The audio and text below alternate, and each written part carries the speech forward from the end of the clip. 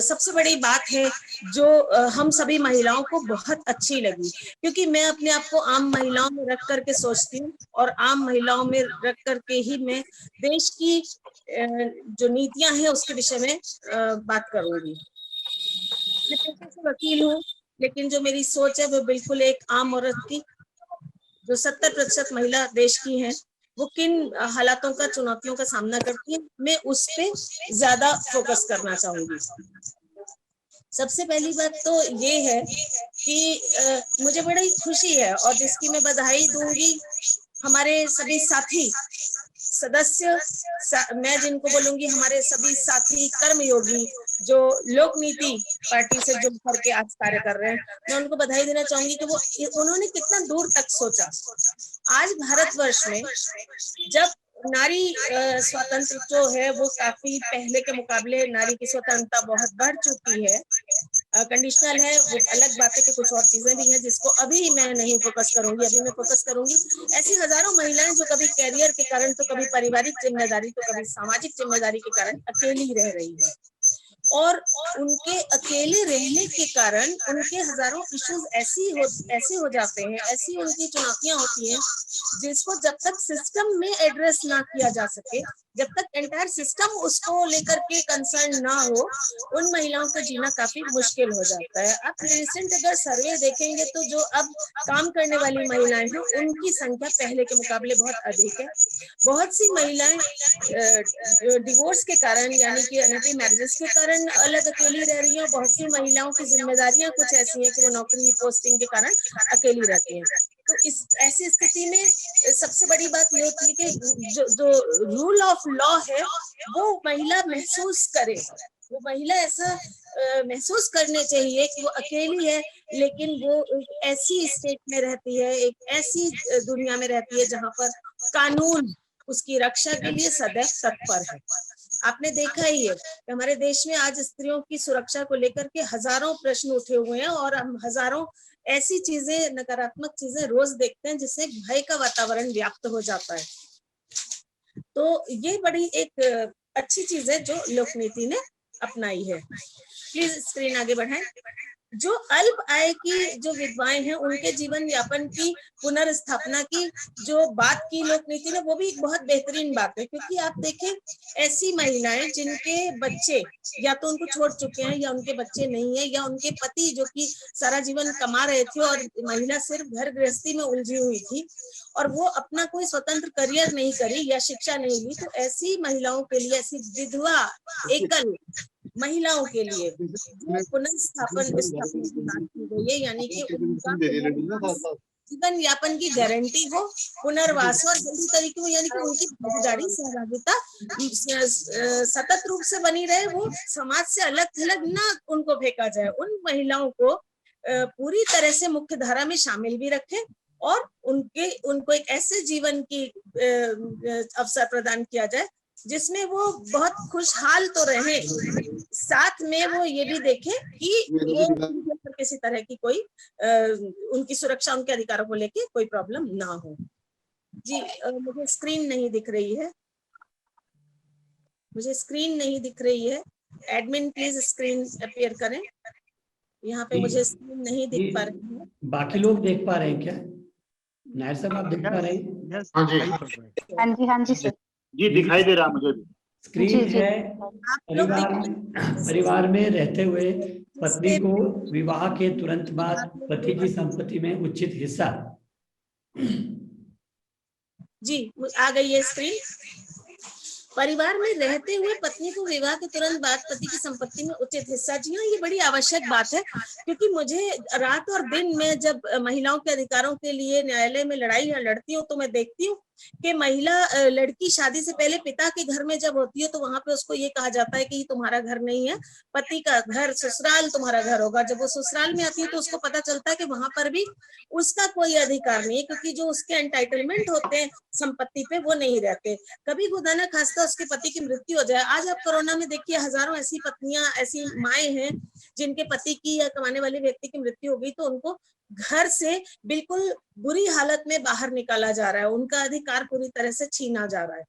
तो ये भी एक बहुत चिंतनीय विषय है और इसके ऊपर जो एड्रेस किया है लोक नीति पार्टी ने, शायद ये पहली ऐसी पार्टी है जिसने इस बात को समझा है, इस चीज को समझा है कि स्क्रीन निकालो, इस बात को समझना बड़ा आवश्यक है। और मुझे बड़ी खुशी है क्योंकि एक ऐसी पार्टी जिसने उन लोगों को समझा जिससे जिनकी सहभागिता वोट डालने में तो है, लेकिन जब देश में गवर्नमेंट बन जाती है या जब वो एक्टिव हो जाते हैं, सब कुछ हो जाता है, तब पूरी सरकारें, पूरी न्याय तंत्र उनको भूल जाता है। जी स्क्रीन गायब हो गई है फिर से, कृपया स्क्रीन पर अपीयर कराएं। स्क्रीन फिर से जी अगली स्क्रीन आ गई, मुझे लगता आप तक पहुंचने में टाइम लग रहा है स्क्रीन का, ये ऑलरेडी नई स्क्रीन है। एलसी शर्मा जी मुझे बताएं नेक्स्ट पॉइंट। जी, बाल व महिला तस्करी को रियल टाइम डेटा टेक्नोलॉजी तकनीक द्वारा शून्य करना। Can you repeat it please, because I can't hear you properly. बाल व महिला तस्करी को रियल टाइम डाटा टेक्नोलॉजी तकनीक द्वारा शून्य करना। राइट, बिल्कुल। आज ग्लोबल समस्या है। हमारी हेल्पलाइन पे हम ऐसे रातों और दिन हजारों केस देखते हैं, ना सिर्फ अपने उत्तराखंड से बल्कि संपूर्ण भारत की बहुत सारी स्टेट से ऐसे केसेस हैं जहां पर महिला और बच्चों की तस्करी एक बीमारी बन चुकी है। गरीबी के कारण, परिवार के आपराधिक रूप से सक्रिय होने के कारण, कभी कभी उनकी बालकों की और महिलाओं की, कम आयु की लड़कियों की, युवा महिलाओं की हमारे देश में भी हो रही है, बल्कि पूरे ग्लोब पे हो रही है। मैं कहना चाहूंगी कि एशिया में सबसे अधिक मानव तस्करी में महिला और बच्चे उसका शिकार बन रहे हैं। पहले सिर्फ लड़कियां आती थी, अब इस समय तो लड़के भी शिकार हो रहे हैं। अगर हमारी जो कानून व्यवस्था है, लॉ एनफोर्समेंट की जो हमारी सिस्टम जो है, अगर उसको चाक चौबस्त किया जाए तो हम इसको जीरो डाउन कर सकते हैं और विद जीरो टॉलरेंस कर सकते हैं। एक ऐसी व्यवस्था जहां पर हमें ये यकीन हो कि हर होने वाली एफआईआर पूरी तरह से सत्य केस है, वैमनस्यता या द्वेष के कारण नहीं है, तो डेफिनेटली जो सचमुच मदद के हकदार हैं, परिवार जिनके बच्चे, जिनकी महिलाएं तस्करों के हाथ पड़ गई किसी कारणवश, हमें उसको भी रोकना है, क्योंकि उसकी संख्या एक बहुत बड़ी हो गई है। वो हमारे देश की छवि को भी, अंतरराष्ट्रीय जो हमारी कम्युनिटी है, इंटरनेशनल कम्युनिटी, वहां पे हमारे देश की छवि को बिगाड़ दिया जाता है। क्योंकि आप तो जानते हैं कि भारत को कभी कभी लोग रेप कंट्री कह के भी बुलाते हैं, और वो क्यों है? क्योंकि हमने महिलाओं और बच्चों पर होने वाले अपराध को नियंत्रण में तो करने की बात कानून में कर ली, लेकिन धरातल पे उसको कैसे इम्प्लीमेंट किया जाएगा, उसका क्रियान्वयन कैसे किया जाएगा, ये एक बहुत बड़ा मुद्दा है। मुझे लोक नीति पार्टी का जब मैनिफेस्टो देख रही हूँ तो उसमें जो उनका तरीका है, जो इस पार्टी का जो सोच है, कि जो उन्होंने अपना तरीका बताया है, मेरे ख्याल से भारत की जनता ऐसी किसी राजनीतिक पार्टी के लिए सचमुच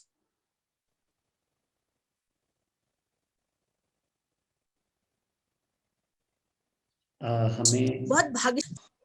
जी इस पार्टी की मैनिफेस्टो में मुझे जो तरीका इनका है वो बहुत अच्छा लगा, और क्योंकि ऐसा लगता है कि ये किसी और की नहीं, ये हमारी महिलाओं के लिए बन रही है। ये वो पार्टी है जो 50% सहभागिता की बात करती है, जो कहती है कि विधानसभा में, लोकसभा में, राज्यसभाओं में हर जगह 50% सीट हमारी महिलाओं को मिले। साथ ही साथ इतनी सुंदर बात है कि हम जुडिशरी में भी चाहेंगे कि हमारी महिलाओं की सहभागिता और भागीदारी बहुत अच्छे से सुनिश्चित की जाए, और शायद एक दृढ़ संकल्प के साथ में एक ऐसी पार्टी जिसका निर्माण, जिसके मूल में ही ये कहा जा रहा है कि ये पार्टी राजनीति से नहीं, लोक नीति से चलेगी।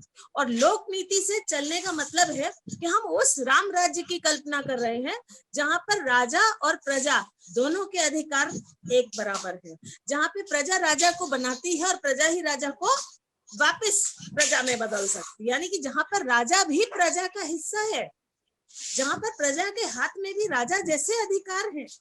यहाँ पे कितनी सुंदर बात कही डॉक्टर शर्मा जी ने कि भाई अगर कोई परफॉर्म नहीं कर पा रहा है, कोई मंत्री या कोई अधिकारी अपने को दी गई जिम्मेदारी को यदि नहीं निभा पा रहा है और वो परिणाम भी नहीं दिखा पा रहा है, is not able to show the results, तो उसको हम इलेक्शन में पहले चुनेंगे, उसके बाद उसको वापस बुला सकते हैं। जी दीदी, अगला पॉइंट है महिला हिंसा से जुड़े मामले 45 दिनों के भीतर निपटाने की अनिवार्यता। जी, मुझे ये बहुत अच्छा लगा जब आपने ये बात को इसमें शामिल करा, सम्मिलित किया कि कोई भी अपराध होता है तो एक लड़की के ऊपर, चाहे वो दहेज हिंसा का अपराध हो, चाहे बलात्कार हो, सामूहिक बलात्कार का, यौन हिंसा, यौन शोषण, किसी भी तरह का यदि कुछ ऐसा अपराध होता है बच्चों और महिलाओं पे, तो वाकई उसमें एक टाइम लिमिट का होना बड़ा जरूरी है, एक समय सीमा।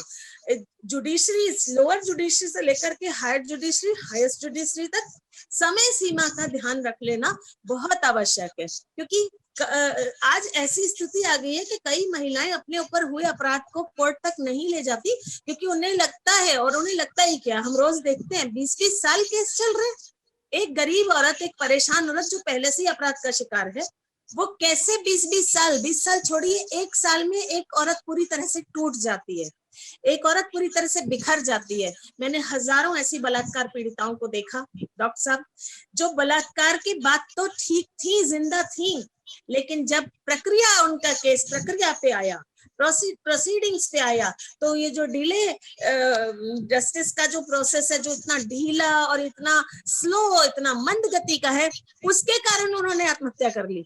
वो उतना अपमान, वो उतनी देरी, वो सारी चीजें वो नहीं सह सकी, तो बलात्कार से नहीं मरी, वो एक तरीके से कहिए तो जुडिशियल बलात्कार हुआ उसका, व्यवस्था ने माना। उस प्रक्रिया के अंदर जिस आपने उस मर्म को समझा। मेरे प्यारे जो भाई हैं, बहनें हैं, जो लोक नीति की कोर कमेटी में बैठे हुए हैं, कितना उन्होंने जिम्मेदारी के साथ उस दर्द को, उस पेन को, उस पीड़ा को समझा। तो निश्चित है कि आज भारत की महिला चाहती है कि ऐसी ही पार्टी हमारे केंद्र सरकार बनाए, ऐसी ही पार्टी पावर में आए। और कितनी सुंदर बात कही कि सत्ता में आने के लिए इलेक्शन ना लड़ा जाए, सेवा भाव से, राष्ट्र के सेवा, राष्ट्र के निर्माण के लिए जो लोग आगे आना चाहे, आपने उनको सम्मिलित किया है। इसके लिए मैं आपको बहुत सा साधुवाद देना चाहूंगी। अपने सभी प्यारे भाइयों, आपको मेरा साधुवाद, क्योंकि धन्यवाद बहुत बहुत दीदी। अगला प्रश्न है, महिला हिंसा मामलों में न्यायिक प्रक्रिया कैमरे के साथ तथा घटनाओं के गवाह और जीवित बचे हुए व्यक्तियों को सरकारी सुरक्षा। बिल्कुल, देखिए कानून में ये ऑलरेडी, जब निर्भया अमेंडमेंट्स हुए थे तो उसमें ये चीज डाली गई कि जब भी महिला का इस तरह का हो तो उसके बयान के समय में भी कैमरा रहना चाहिए। प्रोसीडिंग यानी कि कोर्ट की, न्यायालय की प्रक्रिया में भी close room under camera proceeding होनी चाहिए। लेकिन सत्य ये है कि लोअर जुडिशरी में, भारत के इतने सारे जिलों में मैंने कोर्ट्स में काम करा, जाती हूँ, केसेस के लिए जाती रहती हूँ, तो मैंने देखा कि वहां पे ऐसा कुछ भी नहीं है। साथ ही साथ आईपीसी 228 जैसा एक कानून बनाया जिसमें महिला की, ऐसी जो पीड़िता महिला है उसकी निजता की सुरक्षा की बात हुई थी, लेकिन उस कानून की धज्जियां उड़ गई। वो तो बलात्कार ही यूज कर रहे हैं कि महिला के साथ, अगर पीड़ित महिला के साथ कोई खड़ा है तो वकील से लेकर के, संस्था से लेकर के हर व्यक्ति को उस कानून से शिकार बना देते हैं।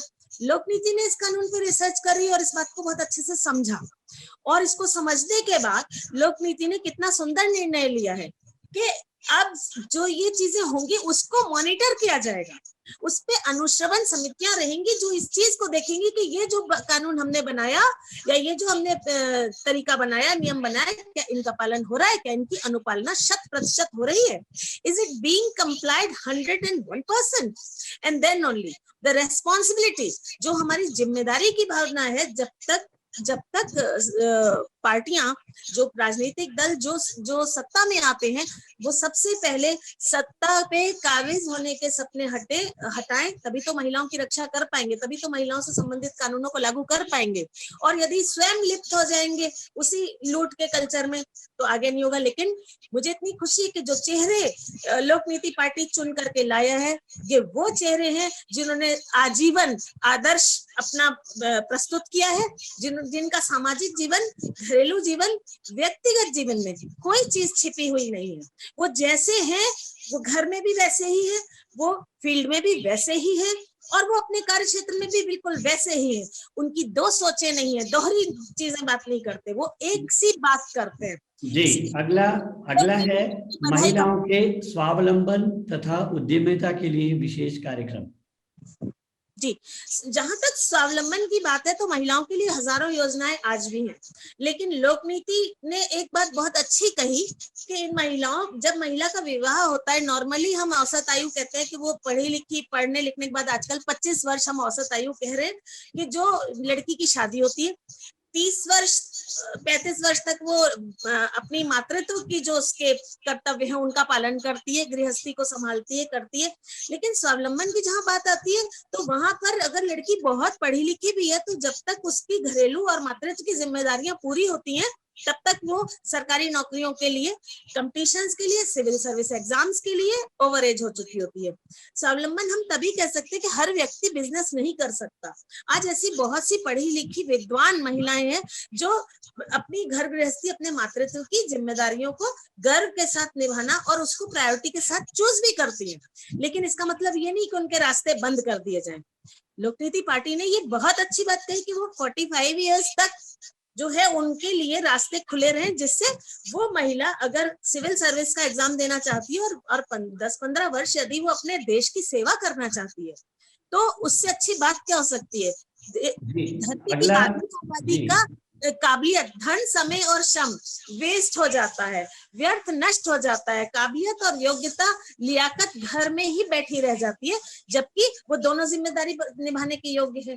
तो जी, अगला है अल्प आय वाले परिवार की मुख्य महिलाओं के लिए 10 लाख रुपए तक बिना गारंटी तथा बिना ब्याज के आवास ऋण।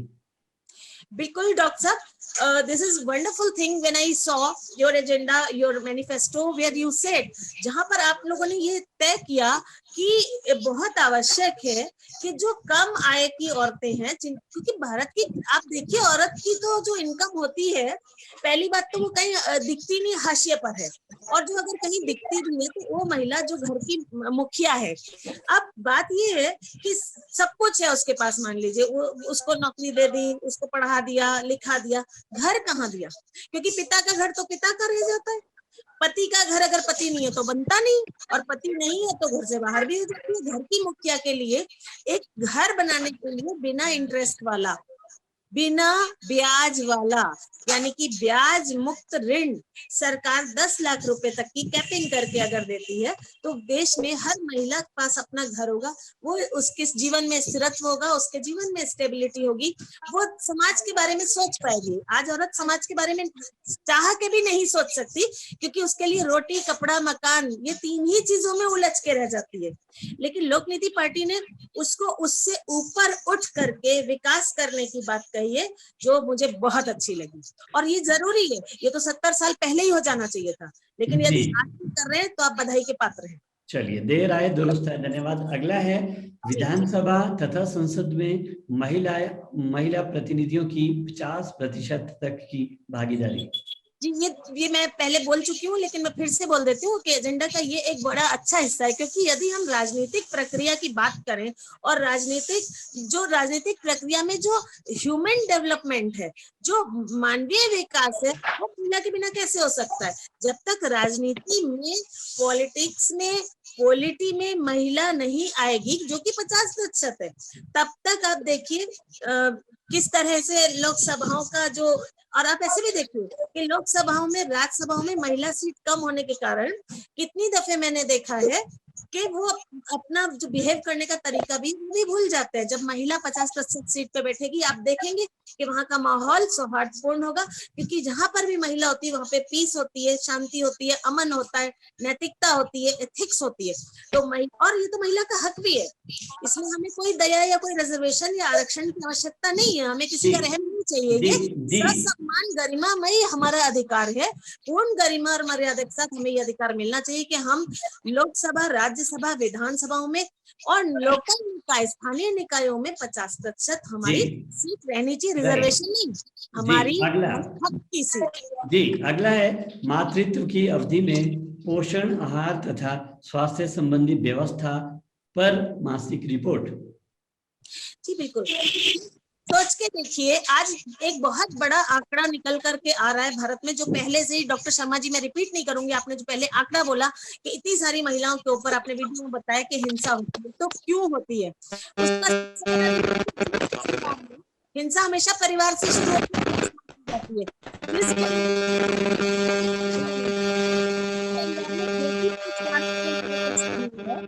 उस परिवार में हम कैसे कल्पना कर सकते हैं कि लड़की सुरक्षित रहेगी, और ऐसी इकाइयां जब समाज में हो जाती हैं तो समाज में की स्थिति बहुत बदल जाती है। और ये बहुत अच्छा मुद्दा है, ये बहुत अच्छा है कि महिला को बेसिक स्वास्थ्य की सभी सुविधाएं ना सिर्फ दी जाए, खाली कानून बनाने से जननी योजना है, आप देखें अब उसमें जननी योजना में कितनी सारी महिलाएं वंचित रह जाती है क्योंकि वो अस्पताल तक पहुंच ही नहीं पाती अपनी प्रसूति के लिए। प्रसूति इंस्टीट्यूशनलाइज अगर है तो भी, और अगर नॉन इंस्टीट्यूशनलाइज प्रसूति हो रही है तो भी चाइल्ड बर्थ के समय, चाइल्ड कंसेप्शन के समय से, प्रेगनेंसी के गर्भावस्था के समय से लेकर के गर्भ से बच्चे के बाहर आने के पश्चात भी 1.5 वर्ष तक महिला को जो केयर चाहिए होती है वो तभी होगी जब उसके लिए स्वास्थ्य व्यवस्था उसके घर के करीब दी जाए। 10-10 मील दूर सीएचसी बना दिए जाते हैं, 10-10 किलोमीटर पहाड़ में औरत चल के जा रही है, वो कहाँ स्वास्थ्य की सेवा ले पाएगी। तो घर के दरवाजे पे, on the right her door step, इतनी हमारे पास आशा कार्यकर्तियां हैं, हमारे पास लाखों में, करोड़ों में हमारे पास में आंगनबाड़ी कार्यकर्तियां हैं। लोकनीति जी ने कितनी सुंदर डिसीजन लिया कि हम उनको यूटिलाइज करेंगे। जी दीदी बहुत बहुत शुक्रिया आपके डिस्क्रिप्शन और सारी डेलिब्रेशंस के लिए। अभी समय को ध्यान में रखते हुए एक वीडियो में चला रहा हूं, और ये 7 बजे क्योंकि हमारा सेशन ये कंक्लूड होना है, जो क्वेश्चन आंसर है, क्वेश्चन आंसर हम 7 बजे के बाद सेपरेटली उनके लेंगे, जिनके भी होंगे, वो सेशन दूसरा होगा हमारा। अभी हम फिलहाल एक वीडियो चला रहे हैं छोटा सा, जापान में बच्चों को लेकर क्या किया जा रहा है, क्या हम भी यहाँ पे कर लें, क्योंकि महिला और बच्चों से संबंधित जो विषय है बहुत इंपॉर्टेंट है आज की डेट में। छोटा सा वीडियो आपके लिए प्लीज। जरूर। This card stops for kids who want to cross the street, and as a way of saying thank you, watch what they do next. This is what you call respect. This might be a rare sight for most of the world, especially from children this age, but not in Japan. Here, even if they're in a hurry, they never forget to pay respect. Japanese kids are even polite to machines. And in the world where there is too much rudeness, Project Nightfall needs to investigate how the hell Japanese kids are different from the rest of the world. Well, first of all, while most schools teach only academic knowledge, in Japan, children are being also taught good manners. And it starts before they even reach school. How I brought up, or how my mother taught me what I was doing wrong, is usually to think of other people's feelings. They are taught how to be independent and have sense of responsibility by letting them go to their schools on their own every single day, no matter the age. I'm not kidding. In Japan, parents don't escort their kids to school. And once they reach the school, they are taught how not to be spoiled by serving their own food, doing their dishes, cleaning their mess. What's crazy about it is that it's so effective that in many Japanese schools there are no janitors. No janitors because the children are the janitors. And once that young kid is back home, politeness doesn't stop. Just look at this adorable little girl who offers her mother help by buying stuff from the store alone. And on the way to the store, she even knows exactly how to recycle trash. What a beautiful side of good manners, a result of a system and tradition that in Japan people practice for more than 60 years now. It's a culturally indoctrinated understanding that children are supposed to be independent by the time they start grade school, really. So that's age 6. It is no secret that our childhood has an impact on our adulthood. And that is exactly why adults in Japan are also ultra polite. Just look at these people patiently waiting for passengers to get off the train before they can enter. No catching in line, even on escalators. As someone who used to live in London, I really see this as an impressive thing. And remember how I showed you kids being janitors? Well, in one World Cup, the Japanese audience literally cleaned after the game. What you're looking at now is an amazing example of good manners taught from young age. Impressive good manners in a huge country. After all, Japan's population is 126 million people, and yet it's considered one of the most disciplined, organized, and cleanest countries. They also have one of the lowest crime rates in the world. And all of this is a proof that no one is born rude or aggressive. Most often, bad behavior is being taught at the level of home, at the level of school, and even at the level of the whole country. And so as we look at these children being so nice, as we look at these adults living in unity, acting so politely, I hope you can help me share this video to send an important message that if we want our children to grow into selfless, loving, kind, and responsible people that we can be proud of, it all starts with us.